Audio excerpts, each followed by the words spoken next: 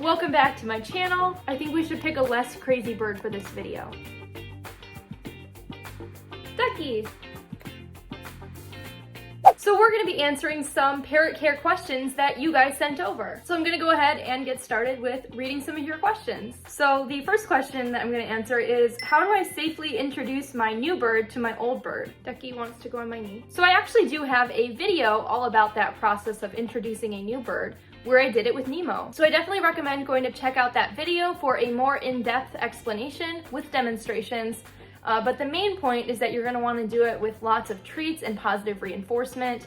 Target training helps a lot, and most importantly, you're going to want to introduce them in a neutral territory. So do not bring your new bird right near your previous bird's cage, on top of their cage, or even worse, inside your previous bird's cage. So do it in an area where maybe your bird doesn't go a lot, so they're going to be focusing more on their surroundings than on the other bird, and give them lots of treats at the same time so they don't get jealous of each other. And then also remember that it all depends on the individual birds. So some birds may never get along, some may just learn to tolerate each other, or some may bond and become best friends. Ducky appearance.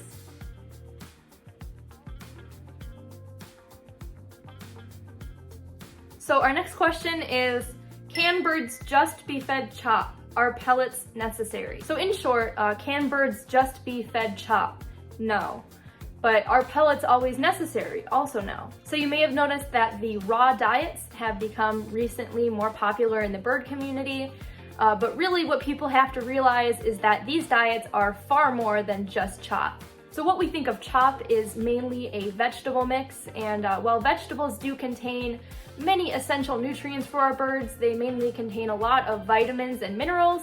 They absolutely cannot sustain your bird alone. So vegetables are definitely an essential part of any parrot's diet, but they don't contain enough calories for your bird to even maintain their body weight. Just like you would lose a lot of weight if you were only eating salad. Vegetables don't contain very many fats or proteins, and every animal needs to consume fats and proteins to survive. So if you're deciding not to feed pellets, what you're gonna have to do is make up for those lost nutrients by feeding as varied and diverse a diet as possible with lots and lots of other things. And that's what we should all be doing anyway. And I suggest feeding all these things regardless if you feed pellets or not, but some of these things include sprouts, soaked grains, legumes, freeze-dried mixes, dried herbs and flowers, and high-quality seed mixes, as well as some nuts and fruits in moderation as treats. Parrots do need some seeds in their diet, and of course you never want to feed an all-seed or mostly seed diet.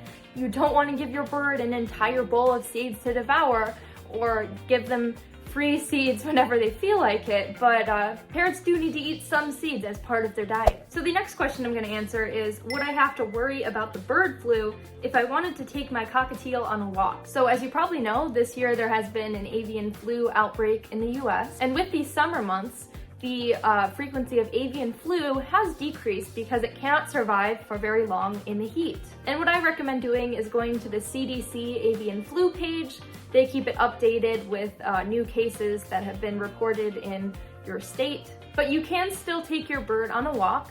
But if your area does have current avian flu cases, you just have to make sure you don't let your bird on a surface outside where a wild bird could have been. Or a surface where a wild bird could have pooped. So you don't want to let them on the ground or on the trees or on a bench, for example, if there are avian flu cases currently in your area. And avian flu is most common in waterfowl and poultry, so you don't want to take your bird where there are lots of chickens or ducks or geese. So the next question is, how do I keep my birds interested in treats but not starve them? What's a good balance? So you absolutely don't want to starve your bird, but what you should do is just simply not include that treat in your bird's regular diet. So don't give it to them for free. If your bird's favorite treat is millet, then only give them millet during training or during foraging. Make them work for it. Don't give them millet in their cage, or don't give them millet just freely. And then also making sure they're not getting too many high-calorie foods throughout the day. Like if your bird's main diet is seeds and you're just giving a millet spray as a treat, they're probably not going to be very motivated for that millet spray because they're filled up on seeds. So if your bird is eating a seed mix, then for their health. Also, you want to make sure they're getting it in a limited amount and at a certain time of day or just during training or foraging. So the next question is, how do I get my Goffin's cockatoo to like my green-cheeked conure? So now these two birds are very different, both in size and in behavior, and a Goffin's cockatoo with that beak can do a lot of damage and seriously injure or kill a green-cheeked conure. So if your Goffin's cockatoo is showing aggression, then I would simply just keep them separated in different rooms and not let them come in contact or interact, because it's simply too dangerous with the aggression between birds of such different sizes. Can I wash my bird in the dishwasher? No. So the next question is, I have two budgies, a male and a female. They are really bonded and are trying to lay eggs. What should be my next step? Should I let it be or separate them? So I really don't suggest separating a bonded pair. It will cause a lot of distress for your birds, and budgies really do much better with other birds. So don't separate them, but there are a lot of things you can do to decrease hormones to discourage your female budgie from laying eggs. One of these things you can do is increase the amount of darkness that they're getting at night. So many birds, including parrots, breed seasonally, and the more daylight they're getting, that signals to them that it's a good time for them to breed, because in the spring, the daylight hours get longer. And if your birds are already getting the standard of 12 hours of darkness a night, you can also increase that number to 13 or 14 hours in order to discourage egg laying. Another thing you should do is make sure there are no nest boxes or cuddle huts or tents that are small dark corners where your bird would want to go and make a nest in. Now there are other things you can do to discourage hormones, but even if you do all these things, your bird still can lay eggs, and it's not the end of the world. Just leave the eggs in, and you could either boil them or you can swap them out with some fake eggs. What I don't suggest is just pulling out the eggs, because she will lay more eggs to compensate for the lost ones. Just leave them in there or swap them out until she loses interest in those eggs, and then hopefully she won't lay any more. So the next question is, how can you promote a better relationship with your cockatiel and other members of your family? My teal prefers me, but I'd like her to spend more time with my daughter, who I bought the bird for. So the good news is, cockatiels do tend to be good with families. They don't tend to pick one person and be aggressive towards everyone else. So it really is just a matter of making sure your daughter is having positive interactions with the bird. So have your daughter give the bird treats, lots of treats for positive reinforcement. If you're the one who's mainly giving the bird most of the treats, then cut back on that and have your daughter give the bird treats instead. You can do some target training, so if your cockatiel will follow the target stick, you can have the target stick go onto your daughter's shoulder or hand, just like if you were teaching the bird to step up on your hand. And then also leave the room and have your daughter spend one-on-one time with the bird. So it can definitely be an issue if your bird won't go on your daughter because they're too focused on you being in the room. So this is going to be the last question I'm going to answer today, and that is, what is the difference between stress bars and feather bronzing?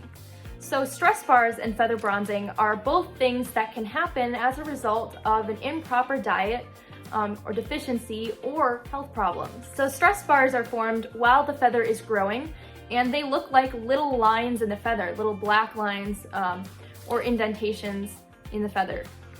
So these can be formed during a time when the bird is sick, when the bird is not getting proper nutrition, or it can also happen if a bird bangs a feather against something and it damages the feather as it's growing. So 1 or 2 stress bars is not really a concern. It can just be that those feathers got damaged while they were growing. But if your bird starts having a lot of stress bars but they didn't have them before, definitely take your bird to the vet. And then feather bronzing is a more broader feather discoloration. So either the entire feather is brown or black where it shouldn't be, where it doesn't look like the other feathers, or the bird starts getting brown patches on their wings or black patches, then that's feather bronzing. Bronzing can often occur on the ends of the feather as well. So bronzing can actually occur after the feather has formed. So if the feather has already grown in and it kind of starts getting brown edges, then that actually can be from oils on the feather discoloring it, like oils from your hands. So it's not always a cause for concern, but if your bird starts getting a lot of feather discoloration, it can definitely indicate a health problem or a nutritional deficiency. So if you notice a lot of it where your bird hasn't had it before, definitely take your bird to the vet. And then what I didn't mention is that baby birds very often have stress bars or some bronzing because those baby feathers are actually weaker than their later adult plumage. And babies are often clumsy, so they may bang their feathers up. And also the process of weaning, that diet change can also cause some stress bars as those feathers are growing in. All right, so that is going to be it for today's Q&A video. Thank you guys so much for watching. Don't forget to subscribe to my channel, follow me on Instagram and TikTok, check out my kits at elleandthebirds.com, and check out my Amazon store. I will see you guys in my next video.